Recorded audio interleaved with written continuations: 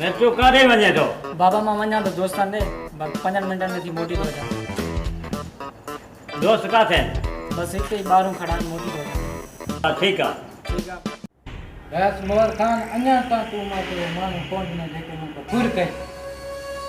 लाला सिर्फ़ हिकिड़ी सब्र कर त मां मिर्चू ऐं रमूअ खे अहिड़ी त सज़ा ॾींदुसि, यादि कंदा पूरी ज़िंदगीअ में चोरियूं कंहिंजा न कंदा, ना वरी फुर कंदा। सिर्फ़ तूं सब्र कर। सब्र केसि था कर मोहर खान? मां तोखे चयो आहे न, सिर्फ़ सब्र कर, कमु मां कंदुसि। इहो कमु तूं न करें त तूं मूंखे इजाज़त ॾे, मां पाण कोन ॾींदुमि। ना लाला न, सब्र सां जेको कमु थींदो आहे न लाला, उहो तमामु पको हूंदो आहे।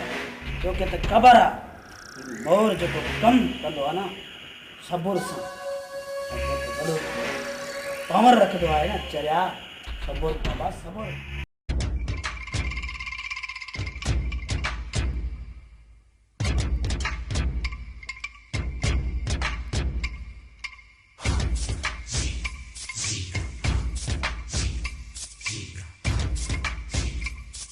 चल जो मिर्चू गर्मी आहे, गर्मी त ॾाढो मारे विधो आहे बा। वाक़ई उस्ताद रमू गर्मी आहे।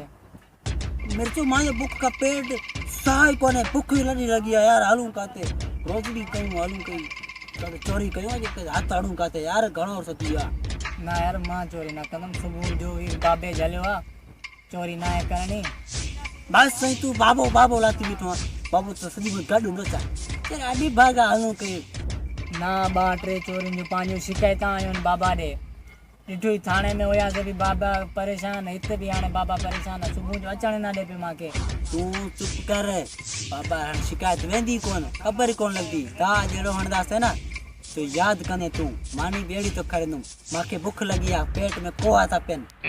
हाणे तो कीअं हाणे सोचूं यार, सोचण खे छॾ, तुंहिंजी बाबा बाबा लॻी पई आहे। हल तूं हाणे हल काथे था हणंदा हणूं मानी सां हल भला हल हलूं ॾिसूं था। सलमान पंहिंजे ॻोठ में चोरी वॾी थी वई आहे। वाकई यार, पाण आलम खान जी भी चोरी थी वई आहे। काॾे वञे थो? शहर घुमण थो वञा। साहब घणी चोरी रमू ऐं मिर्चू था कनि, इन्हनि जो को बंदोबस्तु तव्हांखे करिणो पवंदो। सिपाही रशीद, हाणे ॻोठ में अमुन कराइणो पवंदो ऐं असां अमुन कराईंदासीं। छो जो करे हाणे रमू ऐं मिर्चू खे अहिड़ो त झटको ॾींदुमि जो मसीत मां ॿाहिरि बि न निकिरंदा।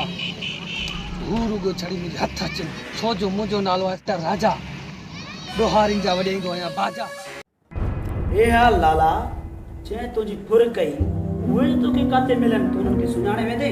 बस मोहर खान, हिकु दफ़ा उहे मूंखे मिलनि, मां पाण उन जी कार्रवाई कंदुमि। ना लाला ना, जिथे तोखे नज़रनि न मां फ़ोन कजांइ, मां तोखे उते ई माण्हू मोकिलींदुमि। ॾिस त कीअं रमू ऐं मिर्चू खे खंभे खणी ईंदा हिते।